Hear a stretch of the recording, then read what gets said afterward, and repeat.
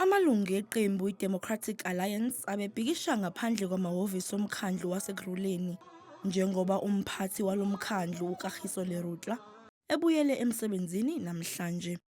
Leli qembu lesabisa ngokuthatha izinyathelo zomthetho ngalokhu. This issue took place on the 19th. Immediately, you would have expected for the mayor to act. He did not. The last week council meeting as well, you would have expected that he comes into council to bring council into confidence, having engaged with all the legal experts. He did not do that, which speaks to the culture of non-accountability in the city of Ekurhuleni, which has been a greatest concern for the longest of time. uLerotle wathatha ikhefu ngoMbasa emva kokuboshwa kwakhe, kanti umkhandlu uqinisekisile ukuthi ikhefu lakhe seliphelile nokuthi ke konke kuqhubeka njengokujwayelekile.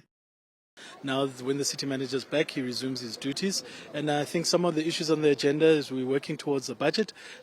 We are currently in the audit period, so we're also preparing for the audit from the AG.